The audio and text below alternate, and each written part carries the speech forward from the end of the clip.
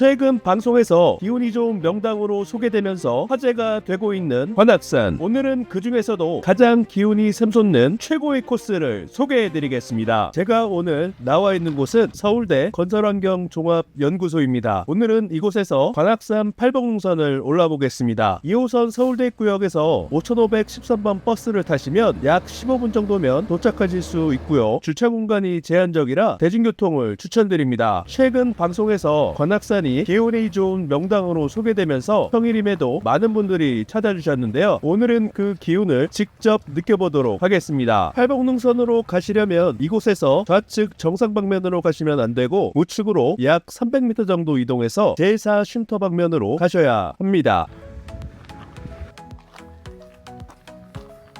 자, 이렇게 이제 돌다리를 건너게 되고요. 조금 내려오시다 보면 그 왼편으로 올라가게 되면은 그 정상인 연주대로 향하는 코스가 되겠습니다. 제4 쉼터에서 문어미 고개 방면으로 이동할 예정입니다. 이곳이 제4 쉼터가 되겠습니다. 여기서부터 이제 첫 번째 목적지인 문어미 고개까지는 약 1km 정도 되는데 대부분 이렇게 편안한 평이한 그 둘레길 느낌으로 된 구간을 걷게 됩니다. 서울대 건설환경연구소에서 시작하면 좋은 점은 그 관악산 역에서 시작하는 것 대비 약 2.5km 정도 시간으로는 40분에서 50분 정도를 단축시킬 수가 있다는 것이죠. 그 풍수적으로는 바위가 많은 산을 불기운이 강하다고 이제 해석을 합니다. 그래서 그 관악산은 예로부터 그 강한 기운을 띠고 있기 때문에 이러한 곳에 와서 이제 소원을 빌면은 소원이 잘 이루어진다는 그 믿음이 이어져 왔고요. 저는 오늘 그 중에서도 바위 기운이 가장 강한 팔봉능선을 올라보도록 하겠습니다.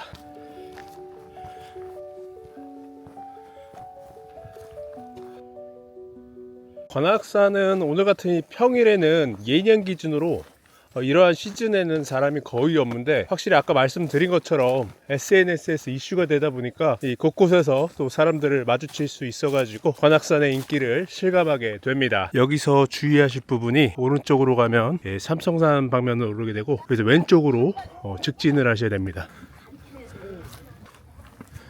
문어미 고개까지 헷갈리실 경우에는 그 네이버 지도나 카카오 맵을 통해서 확인하시는 게 가장 좋습니다. 여기서부터는 아무래도 고개라는 지명이 들어가다 보니까 약간의 그 오르막이 있습니다. 앞에 보이는 곳이 이제 문어미 고개인데 여기까지 한 20분 정도 소요됩니다.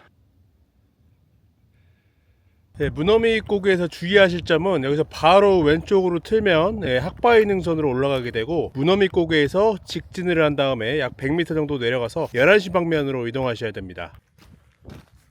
얼음도 이렇게 블랙아이스도 아직 녹지 않은 구간들이 꽤 있고요. 문어미 고개에서 한 100m 정도 내려왔는데 아까 말씀드린 것처럼 11시 방면 저 왼편에 보이는 봉우리 방면 올라가셔야지 팔봉능선에 진입할 수가 있으니까 주의하시기 바랍니다. 그래서 팔봉능선은 처음 오시는 분들은 들머리를 찾기가 좀 쉽지가 않습니다. 팔봉능선 초입은 보시는 것처럼 이 리본을 확인하고 오르시면 됩니다. 여기서부터 이제 일봉으로 오르게 됩니다.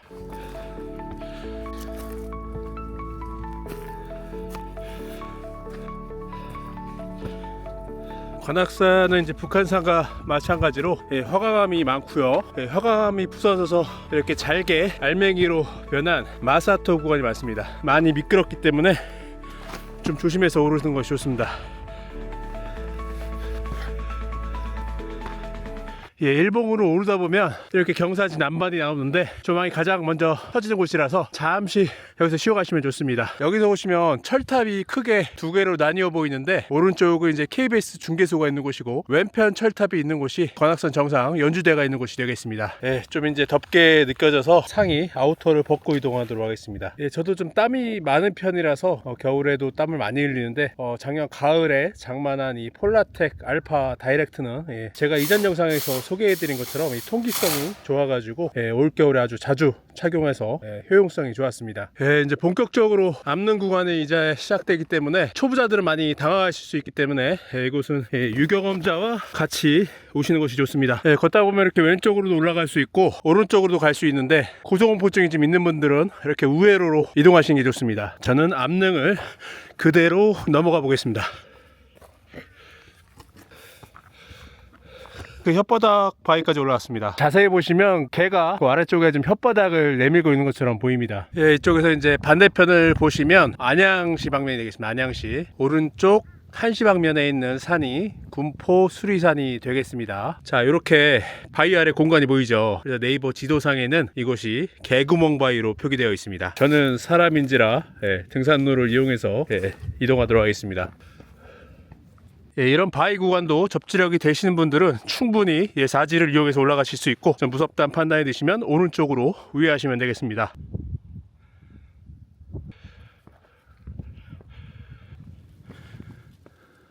이런 구간도 그 좌측에 우회로가 있는데, 원하신다면 이렇게 앞는 구간을 통해서 운동 효과를 좀 누리실 수 있도록 올라가실 수도 있습니다. 올라와서 이렇게 뒤를 돌아보시면 두꺼비 바위가 있습니다. 저는 개인적으로 이 바위를 진로 이즈백 바위라 부릅니다. 똑같이 생겼죠.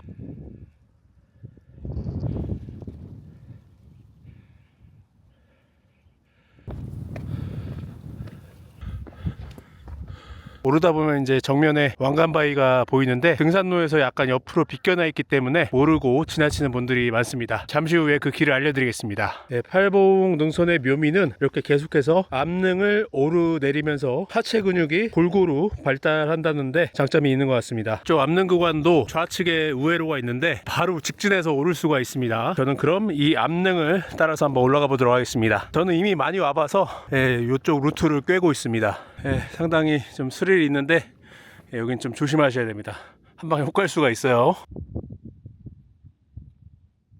자, 이제 올라왔는데요. 정면에는 이제 진해바위가 보이고요. 진해바위 우측으로는 북바위가 보입니다. 관악산 이 팔봉능선을 인솔을 해보면 이 서울 근처에 있는 산임에도 불구하고 서울 같지 않다는, 그러니까 멋있다는 얘기죠. 그런 얘기를 참 참여자들이 많이 하십니다. 왕관바위를 가실 때는 요 다음 봉우리 넘어가기 전에, 자, 여기 좌측으로 한 30m 정도 돌아가시면 왕관바위를 만날 수가 있습니다. 왕관바위는 요 바위 뒤에 숨겨져 있습니다. 그래서 요 사이길로 그대로 넘어가시면 되겠습니다.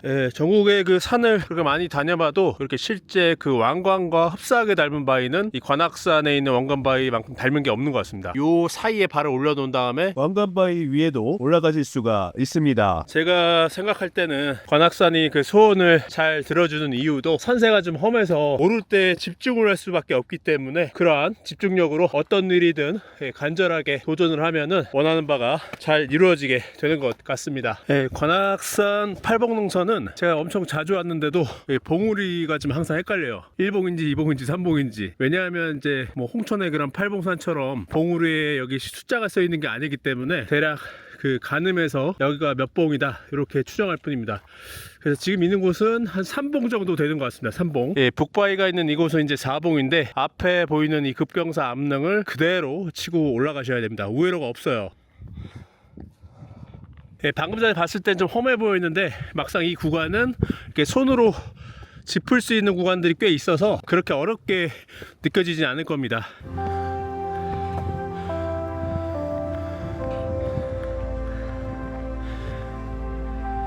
맞은편 그 철탑이 있는 곳이 삼성산 정상이 되겠고요. 대기질이 아주 좋으면 멀리 그 북한 개성 송악산까지 시야에 들어옵니다.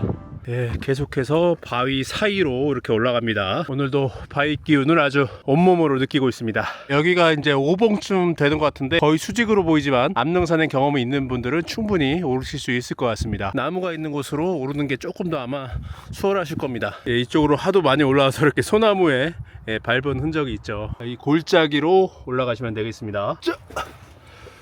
5봉쯤 이렇게 올라오시면 암릉 사이에 외롭게, 그러면서도 한편으로 멋있게 서 있는 소나무를 보실 수가 있습니다. 5봉을 내려와서 다시 6봉으로, 경사가 저 보이는데 아까 보셨던 그 경사진 암릉에 비해서는 이렇게 위험하지가 않습니다.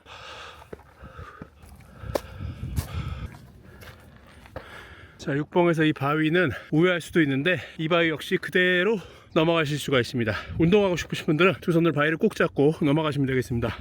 이제 7봉과 더불어서 그 앞에 태극가 있는 팔봉 국기대가 보이고 있습니다. 관악산 팔봉 능선 같은 경우에는 개인적으로 명절 이후에 많이 찾고 있습니다. 단기 다이어트에 효과적인 코스라 할 수 있겠습니다. 앞에 보이는 이제 7봉은 로프 구간들이 있습니다. 올라갈 때도 그렇고 내려올 때 이제 로프를 잡고 내려가야 되는데, 군대에서 이제 이런 유격 훈련들을 상당히 싫었는데 사회에 나오니까 내 의지로 하는 활동이다 보니까 이런 코스들이 상당히 좀 재미있게 느껴집니다. 관악산 산행을 하다 보면은 비행기 소리가 많이 들리는데, 그 이유는 이 김포공항으로 가는 항로상에 위치해 있기 때문에 제주도를 다녀오는 비행기들이 이 관악산 위를 지나가기 때문에 그렇습니다. 7봉에 올라오시면은 왼쪽으로 가지 마시고 오른쪽 이쪽으로 가시면은 그 앞는 구간에 로프를 잡고 내려갈 수 있기 때문에 상당히 좀 재미가 있습니다. 맞은편이 이제 팔봉이고요. 팔봉 직전에 7봉을 이렇게 보시는 것처럼 약 20m 정도를 로프를 잡고 거꾸로 군대로 치면 영레펠 개념으로 이제 내려가셔야 됩니다. 위에서 내려다보면 상당히 좀 경사도가 심하고 무서워 보이는데 발을 디딜 공간들이 좀 있습니다. 살짝 겁이 나네요. 근데 이제 로프가 당장 끊어질 정도는 아닌데 이렇게 여전히 두껍거든요. 근데 이제 자꾸 이렇게 마찰에 의해서 많이 좀 낡은 상태이기 때문에 안전상 꼭 감안하셔야 될 것 같습니다. 20m 정도 그 로프 구간을 내려오면 이렇게 또 약 한 5m 정도 되는 로프가 또 있습니다. 자, 마지막 이렇게 로프로 되어 있는 구간을 오르면 팔봉 능선의 정상 성격이라고 할 수 있는 팔봉 국기대가 나옵니다. 뒤를 돌아보니까 또 조망이 역시나 좋습니다. 인천 계양산뿐만 아니라 멀리 희미하게, 이 화면에는 잘 안 잡힐 테지만 제 시야에는 강화도 최남단에 있는 만이산까지 눈에 들어오고 있습니다. 이 햇살과 바람의 느낌이 너무 좋네요.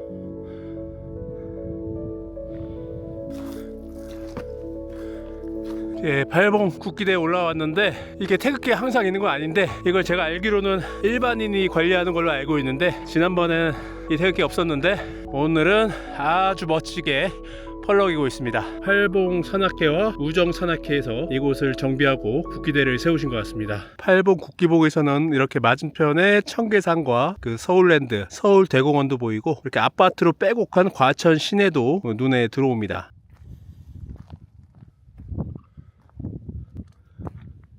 이렇게 팔봉을 내려오시면 활활 타오르는 듯한 횃불바위가 눈에 들어옵니다. 관악산이 불기운이 강한 산이라고 말씀드렸는데, 이 횃불바위가 대표적으로 그런 상징이라고 할 수 있겠습니다.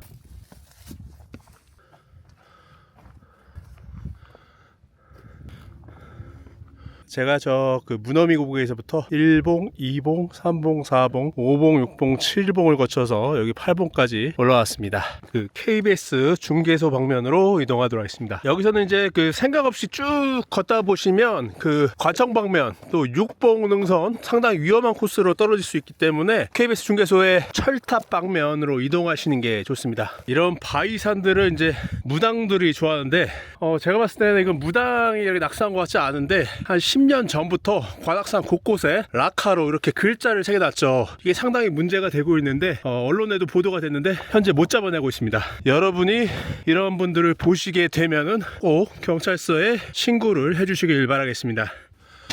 앞에 보이는 바위는 장군바위인데요. 정상 연주대 방면으로 가려면 그 KBS 중계소가 있는 방향을 향하시고 계속해서 이동하시면 되겠습니다.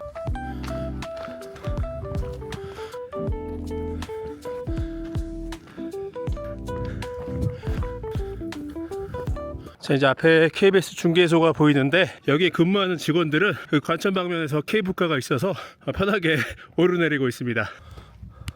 KBS 중계소는 이렇게 좌측으로 통과하시면 되겠습니다. 아마 이쯤 걸어오시면 팔봉능선을 빡세게 올라오셨기 때문에 다리가 조금 무겁게 느껴지실 겁니다. 이렇게 KBS 중계소를 지나오면 정면으로 기상청 레이더가 보이면서 우측으로 관악산 정상 연주대, 그리고 옆에 있는 암자 응진전이 보입니다. 생리현상이 급하신 분들은 연주암 이 사찰에 내려가시면 화장실이 있으니까 생리현상을 해결하고 이동하시면 좋을 것 같습니다. 연주암까지 280m 목재 데크 계단을 통해서 내려가도록 하겠습니다. 참고로 제가 내려가고 있는 이 연주암 쪽 방면은 경기도 과천시가 되겠고, 아까 제가 올라왔던 그 팔복능선은 경기도 안양시가 되겠습니다. 관악산 연주함은 원래 의상대사가 창건해서 의상함으로 불렸었는데요. 조선시대에 태종 이방원의 아들이었던 양녕대군과 효령대군이 왕위에서 밀려나고 대째인 충녕대군, 즉 세종이 왕위에 오르면서 이곳에 머무르면서 아버지를 그리워했다고 전해지고 있습니다. 유명한 동양학자 조용원 선생님도 이곳을 기운이 샘솟는 명당으로 언급하기도 했습니다. 이날 관악산 정상과 연주함 일대에는 특히 젊은 분들이 많이 보였는데요. 그만큼 관악산의 기운을 느끼고 싶은 분들이 세대를 가리지 않고 찾고 계신 것 같습니다. 관악산 연주함은 템플 스타일도 최근에 활성화되어 있어서 기회가 되시면 와보시면 좋을 것 같은데, 참고로 케이블카를 타고 올라오실 수가 있습니다. 연주함에서 정상인 연주대까지는 10분 정도 소요되는데요. 저는 정비된 등산로로 올라가서 약간 거친 코스로 내려오도록 하겠습니다.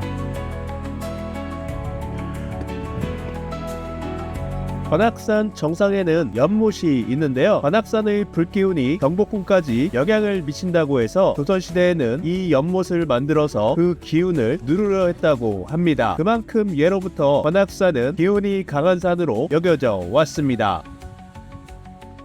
저는 이제 관악산의 좋은 기운을 품고 하산을 시작하겠습니다. 정상에서 우측으로 나 있는 이 좌우남 능선은 상당히 좀 험한 길이기 때문에 암릉으로 구성되어 있어서 하산길로는 추천하지 않습니다. 저는 서울대 방면으로 하산할 예정인데요. 전망대에서 계단을 따라 내려가시면 안전한 길이고, 저는 우측으로 빠져서 좀 더 멋진 경치를 즐길 수 있는 루트로 하산해 보겠습니다.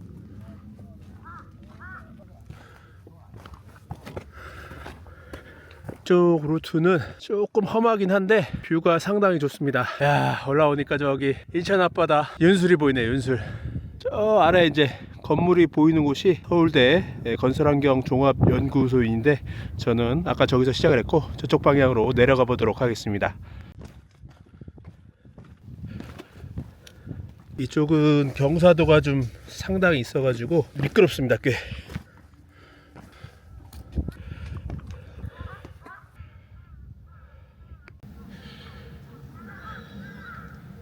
여기서 이제 우측 방면으로 내려가시면 서울대가 나옵니다. 이쪽 구간은 이제 몇 년 전까지만 해도 다 돌길이어서 하산에 좀 부담이 많았는데, 이 관악구에서 데크 길로 정비를 해놔서 하산이 좀 상대적으로 좀 수월해진 편입니다. 하산할 때는 앞에 보이는 분처럼 등산 스틱을 사용하시면 무릎에 가해지는 부담을 크게 줄일 수 있습니다. 저는 예전에 광고회사를 다니면서 야근과 주말 근무에 시달리다가 번아웃이 찾아왔었는데요. 그때 관악산 근처 낙성대에 살면서 끝날 때마다 관악산에 올랐습니다. 그렇게 산을 다니면서 번아웃을 극복할 수 있었고, 그때부터 매주 산을 찾게 되었습니다. 제가 등산에 빠진 이유가 바로 관악산 때문이었습니다.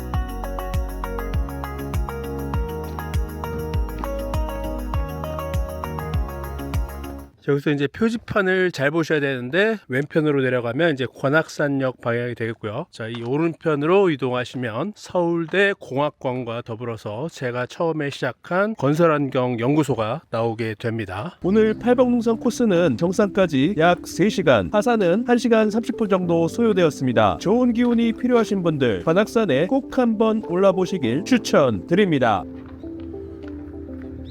하산 후에는 서울대 입구역 7번 출구 앞에 있는 완산정에서 콩나물국밥으로 마무리했습니다. 1978년부터 이어온 노포인데 산행 후에 국밥 한 그릇이면 피로가 싹 풀릴 겁니다. 오늘 이 영상이 유익하게 느껴졌다면 구독과 좋아요 부탁드리겠습니다. 감사합니다.